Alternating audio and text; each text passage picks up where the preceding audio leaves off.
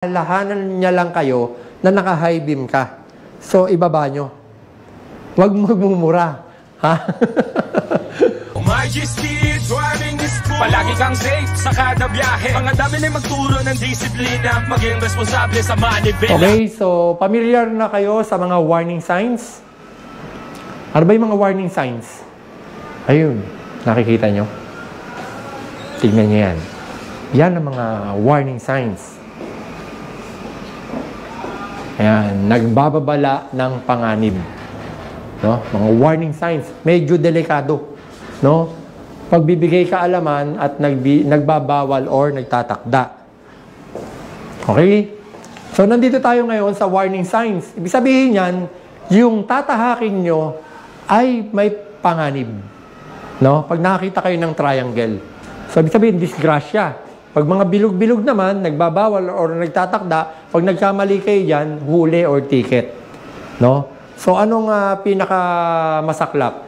Yung madisgrasya or matikitan? Madisgrasya, di ba? Kasi kung nagkamali ka ng traffic rules, yun lang na-violate mo, nag-park ka sa bawal, kaya naman bayaran din, di ba? Pero hindi rin maganda yon. Ngayon, sa disgrasya, kahit may pera ka, nasaktan ka, masaklap yun. Di ba? Okay. So, ganito. Ang ganda ng takbo nyo. No? Bigyan ko kayo ng tip. Noong nakaraan lang, galing ako ng Tacloban. So, nag-rent kami ng van.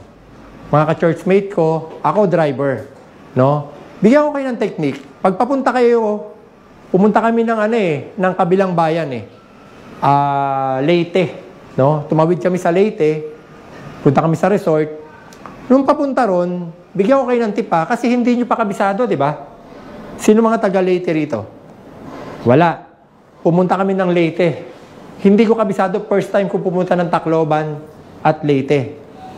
Nung nag-drive ako doon, papunta, mabagal ang takbo ko kasi hindi ko siya kabisado. Pero nung pabalik na, mabilis na yung takbo ko. Hindi yung over-speeding mas mabilis kumpara doon sa papunta. Bakit? Bigyan niyo akong idea. Nung papunta, mabagal. Nung pabalik, medyo mabilis na. Sige, taas kamay. Aware na po kayo sa mga dadaanan. Yes. Aware na sa mga panganib. Or medyo nakabisado ko na kasi, di ba?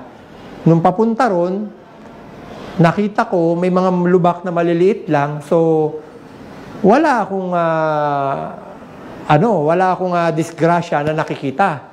Kaya nung pabalik ako, medyo mabilis na. Kasi nga, tama yung kay ma'am, aware na ako dun sa mga panganib. No? At medyo kabisado ko na. Yun ang mga technique doon pagka kayo baguhan. Ang kadalasan na aksidente kasi dyan, hataw. O, biglang may butas pala. It's either nahulog or iniwasan niya. Yung pagkakaiwas niya, doon na siya na disgrasya. Di ba? Okay ba yun? Na-get nyo? Pagka hindi nyo kabisado ang daan, magdahan-dahan lang ng takbo. Kung kayo, medyo mabilis kayong patakbo, doon na lang sa pabalik. Pero hindi ko sinasabi sa inyo mag-overspeeding kayo. Okay? Isa pa, maging familiar kayo dito sa mga gantong warning signs. Okay? O, sir, T-junction. Saan nyo titignan yung T-junction? Yung nasa loob, ha? Itong nasa labas, nagbibigay na yun ng warning. Ganito yan.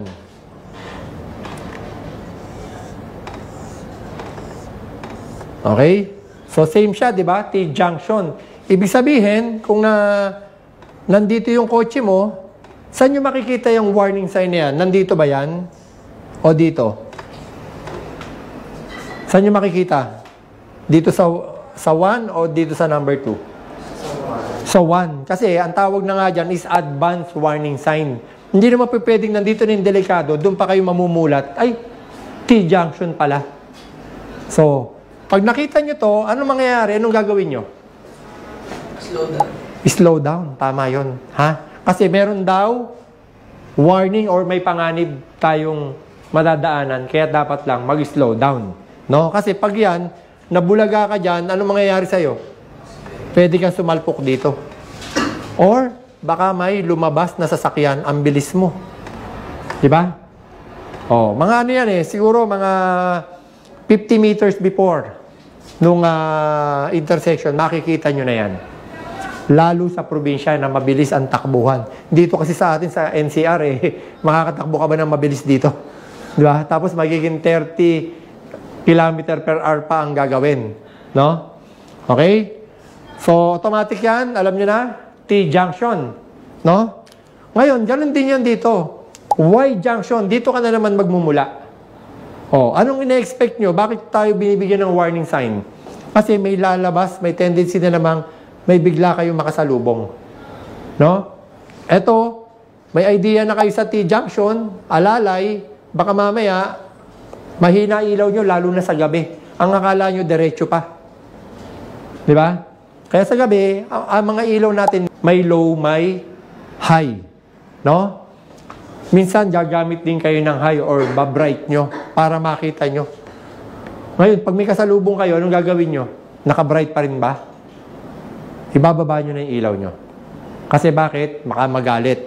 No? Ano pa pala technique? Pagka halimbawa nga, yung kasalubong nyo ay nasisilaw sa inyo. Anong pakiramdam or anong gagawin sa inyo ng kasalubong nyo? Ha? Bumura. Hindi, wag naman. Yung kasalubong nyo, ang gagawin nito, kayo to, naka-bright kayo, nakalimutan nyo.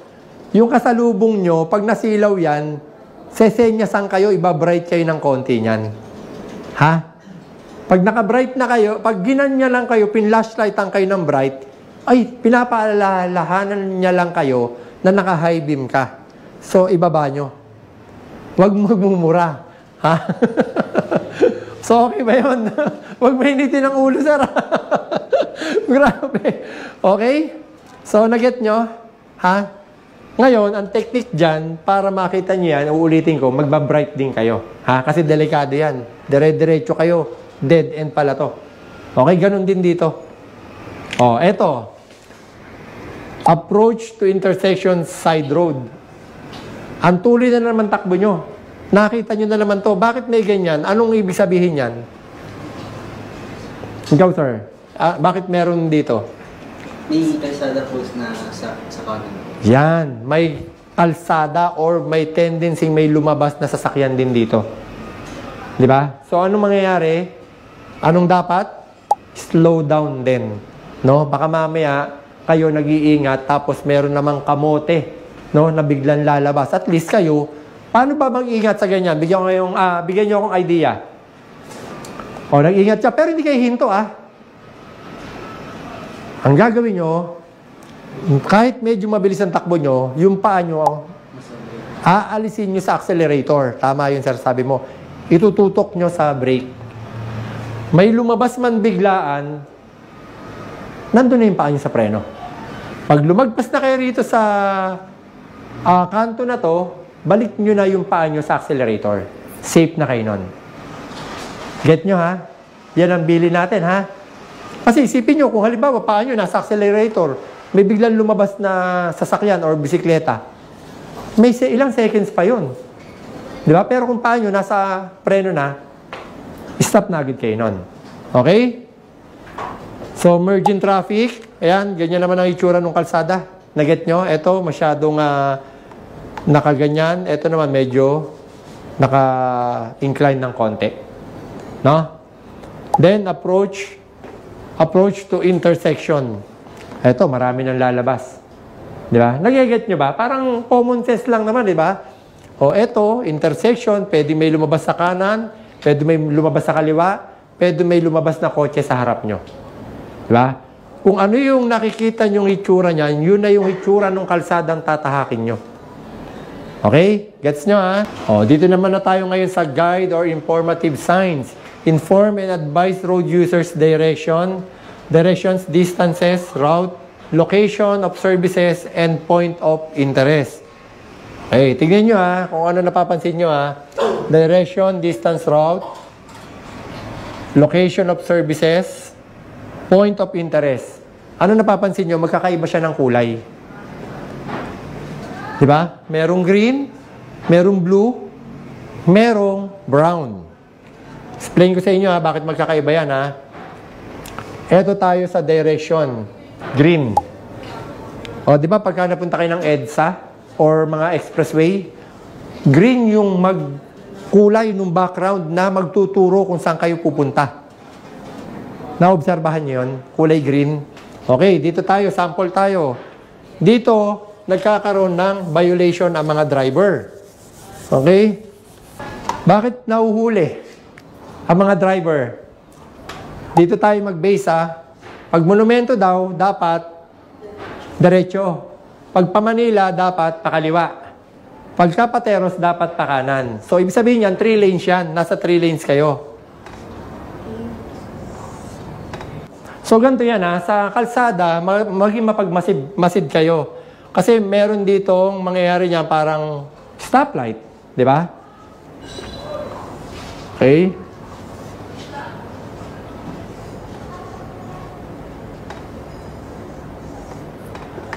Yan. Dito pa lang, dyan pa lang, makikita nyo na yung sign na to. Okay? Kotse. Ma'am, ano name mo? Nicole. Ma'am Nicole, pupunta ka ng Pateros. Malayo pa lang, nandito ka pa lang, di ba? Dito ka pa lang matatanaw mo na po yan eh, yung signage na yan. Yung Monumento Manila Pateros. So, anong sinasabi nung sign na yan?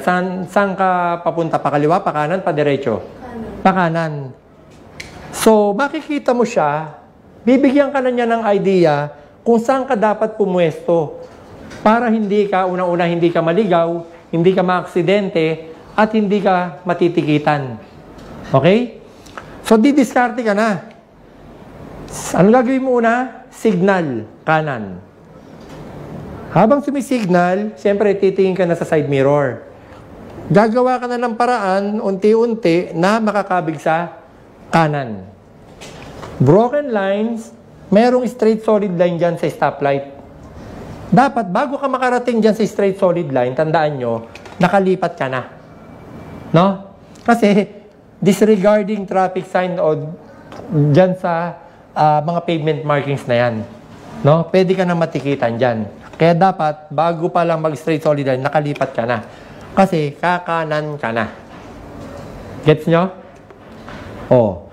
Si sir, anong name mo? Dave. Dave. Pupunta ka ng monumento. Nasa gitna ka. Lilipat ka pa ba ng lane? Nakita mo, ano sabi nung araw? Ang monumento saan? Padiretso, di ba? Ano, dito ka ba sa kaliwa or dito ka sa kanan? Gitna lang. Stop ka dyan. Then diretso. O, ganun din kung papunta naman kayo Manila, nasa kaliwa. Kung papunta ka ng Manila, nandito sa kanan, ano mangyayari sa inyo pag kumaliwa kayo? Dalawa pwede mangyari dyan. Magkabanggaan kayo,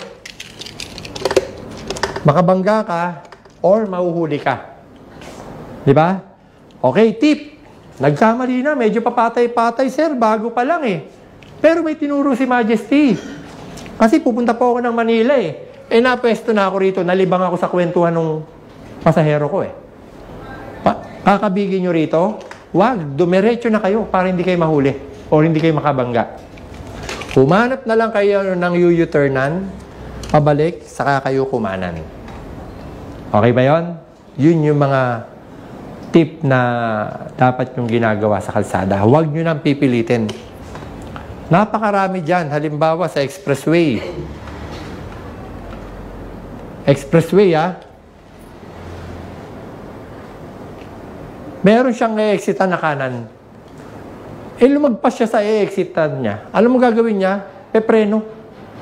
Tapos pipilitin pang umatras para makakanan. Wag na. Para hindi kayo maaksidente, dumire-diretso na kayo, humanap na lang kayo ng e-exitan, may balikan pa rin yan. Hindi mauubos yun. Gets nyo, ha? Okay? So, next tayo. O, nakita nyo, green. Ayan, pagpalipa, kompleto yan. Pasay, Intramuros, Legazpi, Batangas. Dito na tayo sa kulay blue. Okay? Ano ba yung mga kulay blue na yan? Ano sinasabi? Location of services. No? Ano yan? Pag nasa expressway ka, napakarami yan. Makikita nyo, gasolinahan, may CR. Basta blue ang hahanapin nyo. Kahit na malayo pa lang, hindi nyo makita kung anong sign ng telepono. Yun, may blue. Ano ibig sabihin? Location of services. CR, restaurant, refreshment, restaurant, cafe. Ayan, camping area. Ba? Disabled service, restroom, truck parking, o rest area, picnic ground. Kompleto yan, magbabasa-basa lang po kayo. Maganda nga yan, at least ngayon, mga bata pa eh. Minsan, di ba, kami, pag mga matatanda na, medyo maipilit na eh. Marami ng kung ano na lang yung kinalakihan eh. At least kayo, mga bata pa kayo, nakakatuwa, nag-aaral kayo, alam nyo na. Gets na ha? Baka nga yung mga parents nyo eh, hindi alam kung ano yung, ay, ganun pala, kaya pala green, kaya pala may blue. Di ba? O ngayon, meron kayo papasyalan, pupunta kayo halimbawa ng Tagaytay. Anong kulay? Susunod. Anong kulay? Brown. Yung mga pasyalan, point of interest, National Museum, turn right, scenic lookout, 3,300 meters, tourist information, ayan. Museum, Cathedral, Castle. Gets nyo? Pag mamamasyal kayo, makikita nyo naman sa expressway or sa mga pasyalan, Tagaytay, Baguio, kulay brown. Okay? Gets ha? O, dito na tayo sa expressway rules. Sino naman ang mga, syempre, mga parents natin, namamasyal, nakatawid na ba kayo ng expressway? Ilan usually ang lanes dyan? Lane sa expressway? 4. Oo, merong 3, merong 4. Pag naka-exit ka na, halimbawa, malolos exit, pagka nakapasok ka na dyan or tabang, umexit ka na, magiging 2 na lang din yon. Okay? So, dito tayo, consider tayo sa 4. Halimbawa, northbound, northbound, southbound. Okay? Lane, dito tayo magsisimula ha. Lane 1, lane 2, lane 3, lane 4. Hindi tayo dito ha. Laging sa kaliwa. Okay? Ano ang sinasabi ng lane 1? Mabagal ba o mabilis? Fast. Yan. Or overtaking lane. Tingnan natin ha. Overtaking ang number 1. Fast lane. Dito ang slow lane sa 2, 3, 4. Okay? Left lane. Maraming tawag dito ha. Right lane. Dito yan sa 1 ha. Tignan nyo, napansin nyo, yung 1 parang hindi sa pagka VIP ano, parang may something sa lane 1. Overtaking lane, fast lane, tapos left lane, pinapaalala sa atin. And inner lane. Alin ang outer lane? Dito sa kanan. Okay? So ngayon, sinasabi nating overtaking lane, fast lane, left lane, inner lane. Halimbawa, mabagal to. Siyempre, nasa slow lane siya eh. Nakasunod ka. Overtake ka ngayon. Kasi sinasabi, overtaking lane, tsaka fast lane to, yung mga mabibilis. Pagka wala ka ng overtaken, anong gagawin nyo dapat? Balik sa lane 2. No? Para yung ibang hindi lang naman ikaw ang mabilis magpatakbo eh, marami pa dyan. Magkaroon ng pagkakataon na maka-overtake din sa atin. Pag ikaw kasi nagbabad ka rito, mabagal ka, sunod-sunod na po yan. Gagawa ka ng traffic dyan. Marami nang maaasar sa'yo hanggang mag-viral ka. So nakakahiya, di ba? So ang gawin nyo na lang, maka-overtake, balik dito. Pag ito naman, nainip sa'yo, o-overtake yan. Parang laruan lang, bigayan lang. Okay, natuto po kayo? Majesty Driving School. Dito ay tiyak ka na matututo. Majesty Driving School. Palagi kang safe sa kada biyahe. Mga dami na magturo ng disiplina, maging responsable sa manibela.